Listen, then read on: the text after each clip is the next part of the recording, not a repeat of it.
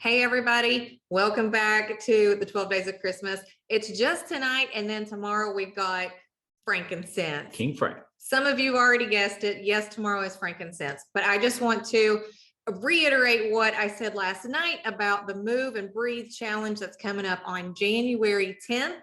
And this is going to be something that is just epic. I just know it's going to help so many people because these are the things that I would teach in practice, in clinic. And so that I have seen what this stuff does. And to be able to bring this to an online world is just phenomenal. I'm so grateful for the technology. Yes, I get very irritated with technology sometimes. You know, you have learning curves and things like that. But I mean, isn't it just phenomenal that we can reach a world now where we could only just be in our own little space for so long? And now it's just like, hey, we have the world at our fingertips.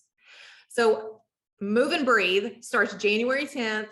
I'm going to put the link in the comments, and we're going to talk a little bit about breath because it's what I do. Move and breathe, right? We're going to talk about breath, proper diaphragmatic breathing. I talked about this in one of the other videos. We did that. We got some really amazing testimonials through that. So I'm going to just explain a little bit more about why the breath is important, because breath is life.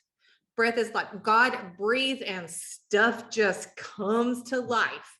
So when we breathe in, we're breathing in life. When we exhale, we're exhaling the things that don't serve us. We're exhaling toxins. Our lungs are one of our biggest detoxing organs.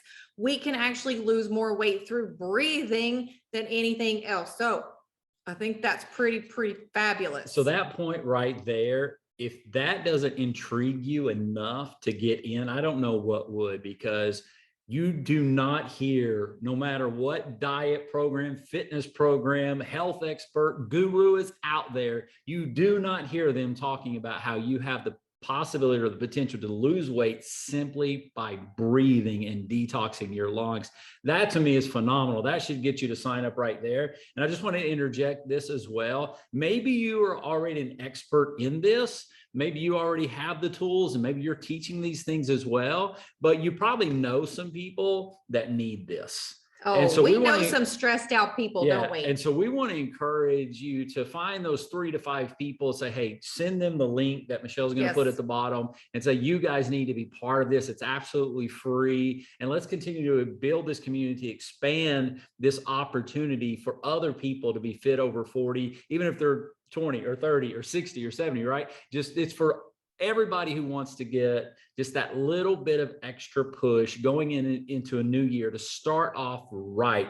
I believe in when we do something in the beginning, it sets a precedent for the rest of the year. And so let's start off by breathing, by learning, by personal development and growth. And this is absolutely going to help you. So even if you think you know everything about it, be part of this, because I promise you, this is my 100% guarantee that you're going to hear something you've never heard before. Michelle's going to challenge you to do things you've never even thought to do before, and you will get results. And since we are in the season of giving, one of the best things you can do is help someone else that you love, that you care about, or you think would be interested, and say, hey, I've got this. You've got to be part of this. It's going to be phenomenal. Yes, absolutely. Hey, good promo there. Good promo. Yeah, because we're in this to help people. Now, one of the biggest things right now, I forgot the statistic about this with anxiety and depression, mental illness. Since we have been in this COVID world for so long now, mental illness has skyrocketed. And these techniques that I'm going to be teaching are going to help with that. They're going to absolutely 100% help with that. And I know that you know people that are dealing with this, because a lot of people come to me and they say, you know what, Michelle? Yes, I want to start the new year off right with, like with my weight loss, or, I do know how to work out, but yet I need some accountability. I need some help with this because my mental state is not giving me the motivation that I need. This will do that. This will help you. I will be your accountability coach in this, and I'm going to teach you tips and tricks and techniques that you can use for the rest of your life, not just for 5 days. Okay. Okay, so breathing. breathing has been, I've got some science for you guys. You know how I'm all about science. Digestive issues such as acid reflux and heartburn can be alleviated completely by learning specific diaphragmatic breathing techniques, because our diaphragm is what pumps out a lot of trash. Lymphatic congestion of anterior diaphragmatic lymph nodes, which we have so many lymph nodes in the belly area. This just means tons of lymph nodes. Over half your lymph nodes are there, and that's your trash cans, remember. They're in your belly, and that is linked to a higher risk of breast cancer. What? You mean belly breathing can help lower the risk of breast cancer? Yes, indeed. Yes, indeed. So poor lymphatic drainage of the abdomen can also cause high blood pressure, bloating, extra weight gain around that midsection, the hips, cellulite toxicity, because we're not moving it. So I'm going to be teaching you lots of really cool breathing techniques to help rid that belly of that midsection. And you know what? Even if, like, let's just use this for an example. How many of you guys know people that are runners? They're avid runners. That, like, around here where we live, they have these teams of people, and every Saturday morning there's like these huge, you know, teams of people that are running on the road. It's really awesome. But they run all these miles and miles and miles, but yet they still have belly fat.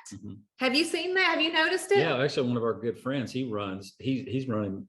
He's skinny as can be, and with his clothes on, he kind of looks good. But when you get a little closer and you see some pictures, or maybe you see the running pictures without his shirt, there's still some belly fat, and that's because he's probably breathing. So when we breathe up here, we're not getting into the deep lobes of the lungs, which means we're not accessing all of those lymphatic vessels that are in the lymph nodes that are in this entire belly area. So we end up with extra weight gain, we end up with cellulite, we end up with loads of toxicity, and our belly is our second brain. So if our second brain is toxic, what's that doing to our first brain? So yes, breathing. Sign up for the Move and Breathe. It's going to be life-changing for so many people. Also, immune system compromises. Since the diaphragm is a major part of the lymphatic system, the immune system pump in the body, it is the immune system pump in the body. And so we want to be able to engage that pump.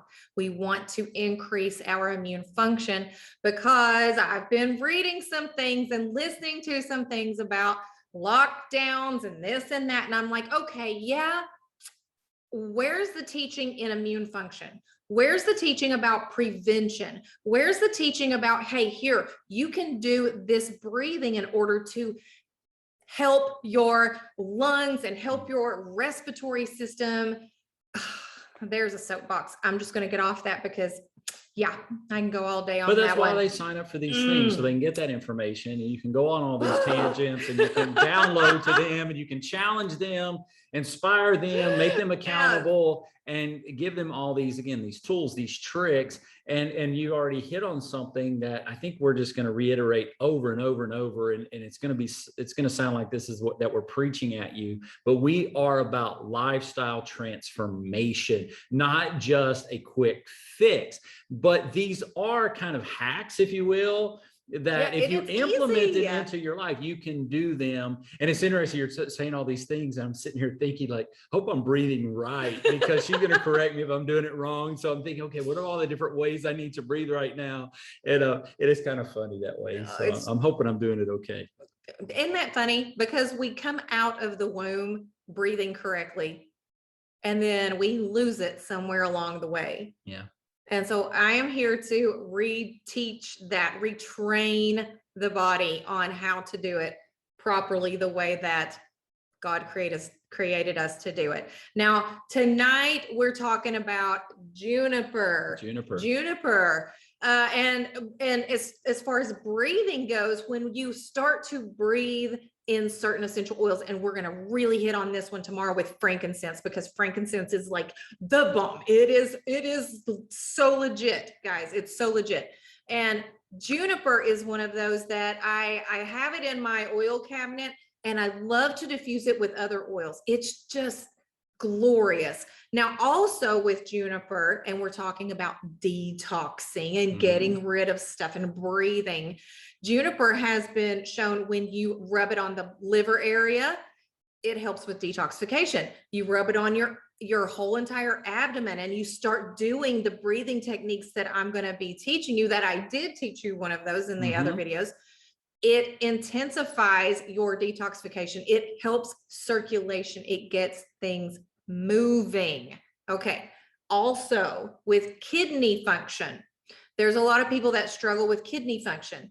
The juniper helps with the circulation aspect of the kidneys. So the kidneys are like filters and they just get things going. But a lot of times they get a little cloggy, or okay, kidneys are related to vitality. And when your kidney area gets cold, so you can actually feel back there where your kidneys are. And if you start to feel that get cold, and I have felt it on so many of my clients because I do a kidney release with them, and you'll feel the coldness. That means they're losing vitality. And so we want to strengthen the kidney's vitality. And juniper is one of those oils that is really, really good for that, really good for strengthening vitality and increasing circulation within the organ. So you can rub it on topically. You can also put it in the diffuser, or you can just simply take the bottle and smell it, and it signals to the brain to get the second brain to start working.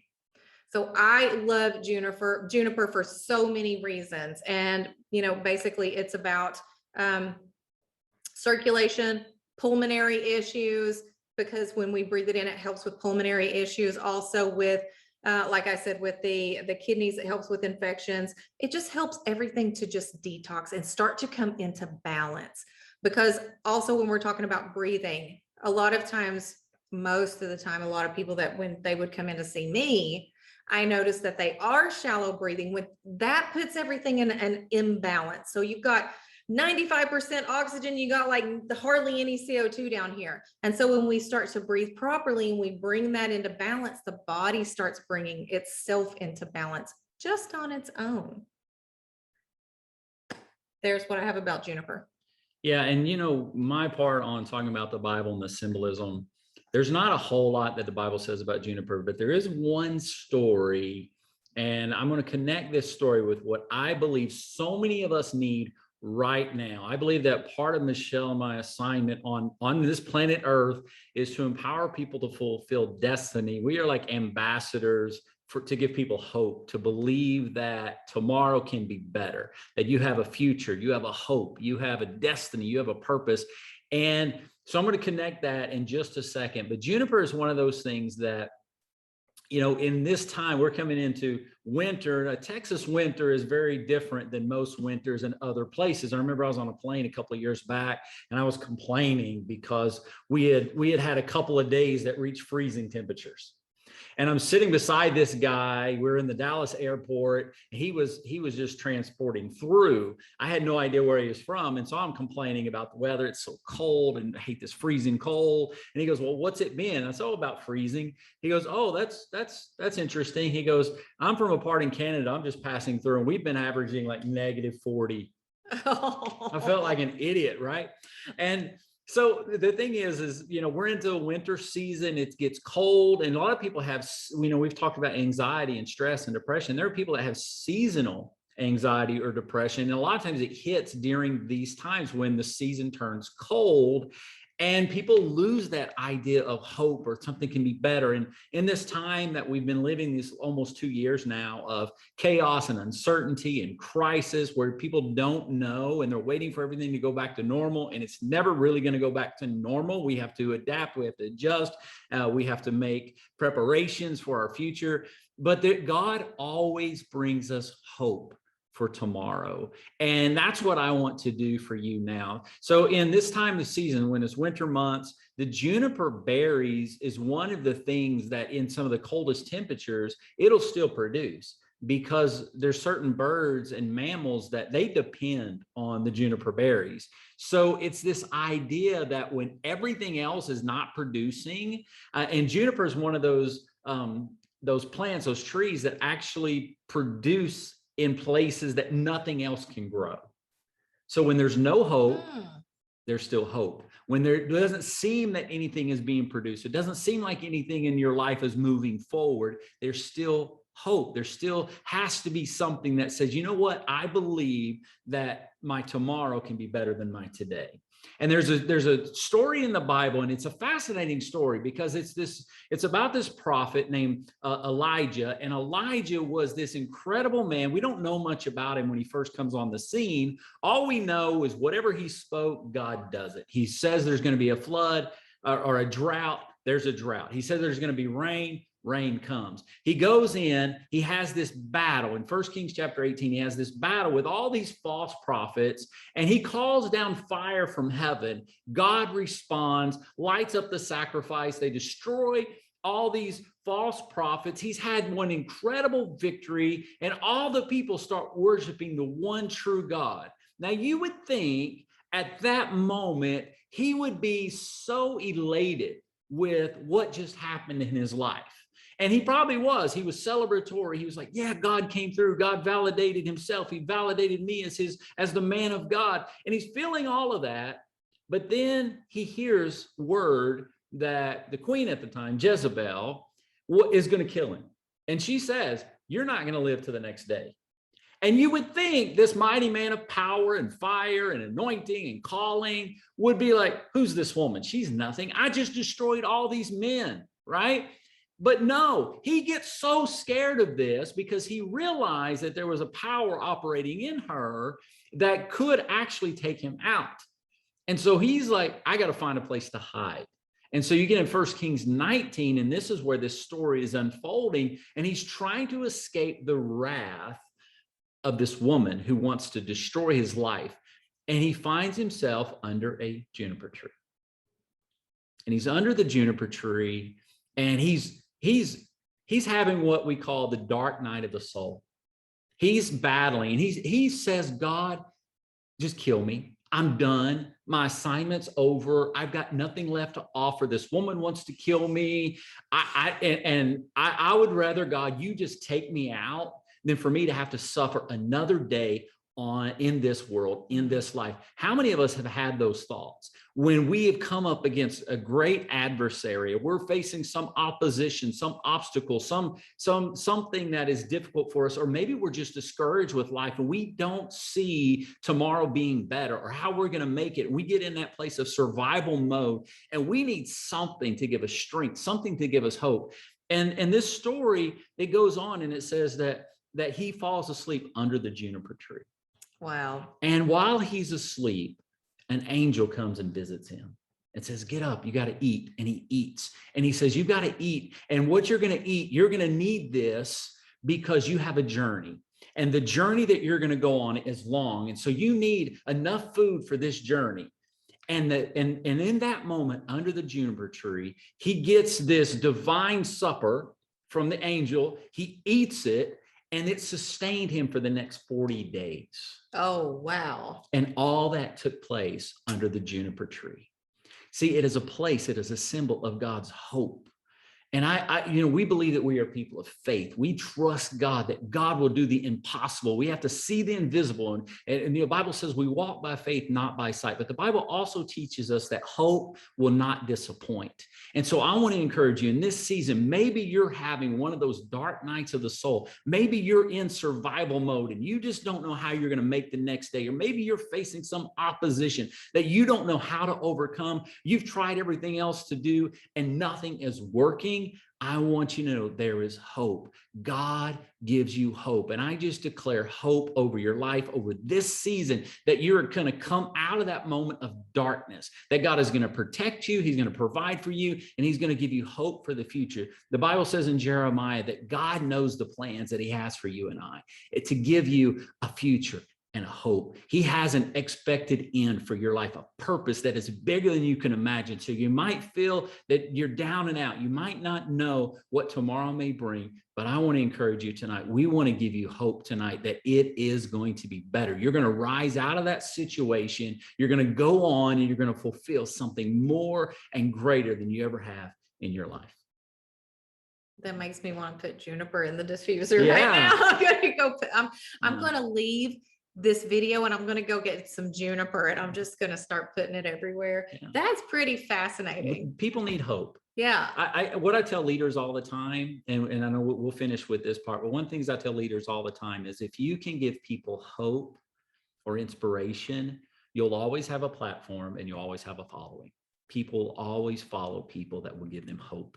And that's what we need in this day and age. If we need anything else, you know, we'll challenge people, get up in faith and take action and do all those things. And we do that. But people just need to know there's hope for you. There's hope for tomorrow. There's better days in front of you. I love it. I love it. I love that. And I love you guys so much. We're gonna just go get some juniper berry and put it in the diffuser now. And then we will see you tomorrow with frankincense. And I mean, with all of just everything that we've been talking about over this holiday season, I don't know if I'm going to be able to contain myself for frankincense. I just don't even know. It's just awesome. High five. Good job. All right. You guys go be awesome. And we'll see you on tomorrow. Christmas Eve. Yeah, Christmas Eve. Okay. See ya. Bye. Bye.